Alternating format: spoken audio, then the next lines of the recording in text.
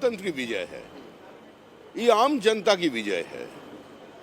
ये पश्चिम बंगाल का जो खोए हुए अस्मिता था उसको वापस लाने का एक विजय है। ये पश्चिम बंगाल को पश्चिम बांग्लादेश नहीं बनाने का विजय है। रेडिकलाइजेशन खिलाफ का विजय है। ये लव जिहाद और लैंड जिहाद के खिलाफ जनता ने आवाज उठाया। विजय आपने पहले मान ली, अभी रिजल्ट आया नहीं है, लेकिन हम नहीं माना, जनता मान लिया। हमारा हाथ में बैटर नहीं था पिछले 15 दिन से, जनता छीन लिया था। बोले तुम कौन होते हुए हम लोग रहते हुए। हम लोग तो बहुत सारे स्लोगन देते रहे, जनता नया स्लोगन लाकर खड़ा कर दिया, जनता versus Mamata, no vote to Mamata. तो हम लोग क्या करें।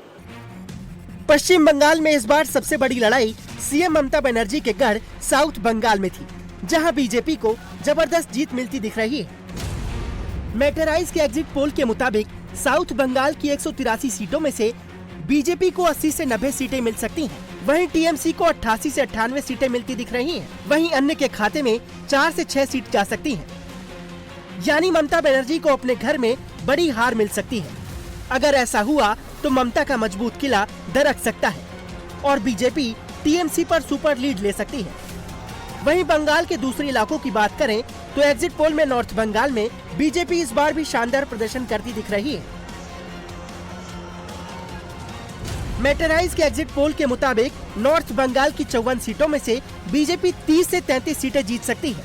वहीं बीजेपी के मुकाबले टीएमसी को नॉर्थ बंगाल में सिर्फ 15 से 18 सीटें मिलने की संभावना है, जबकि अन्य के खाते में 4 से 7 सीटें जा सकती हैं। नॉर्थ बंगाल बीजेपी का गढ़ रहा है। मैटराइज के मुताबिक बीजेपी यहां अपनी पकड़ को मजबूत बनाए हुए है। वहीं बात वर्धमान बीरभूम इलाके की करें तो एग्जिट पोल में यहां बीजेपी और टीएमसी में कड़ा मुकाबला दिख रहा है। मैटराइज के एग्जिट पोल के हिसाब से वर्धमान बीरभूम की 57 सीटों में से टीएमसी को 26 से 32 और बीजेपी को 25 से 30 सीट मिलने की संभावना है, जबकि 2 सीटें अदर्स के खाते में जा सकती हैं। एग्जिट पोल में बंगाल में बीजेपी की पहली बार सरकार बनने जा रही है।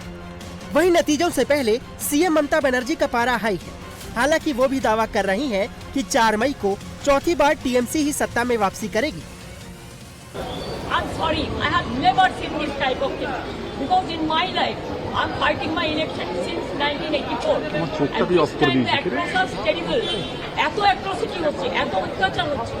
But I have never seen this type of democracy. But instead of that, I'm saying victory is near and Trinamool is winning. एकदम जीतছে। आजादी के बाद पश्चिम बंगाल में सबसे ज्यादा वोटिंग हुई है और एग्जिट पोल में इस बम्पर वोटिंग के जरिए बदलाव का इशारा मिल रहा है।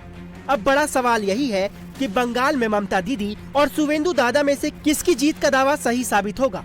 क्या एग्जिट पोल के नंबर्स एग्जैक्ट पोल में तब्दील होंगे? जवाब के लिए 4 मई तक का इंतजार करना होगा।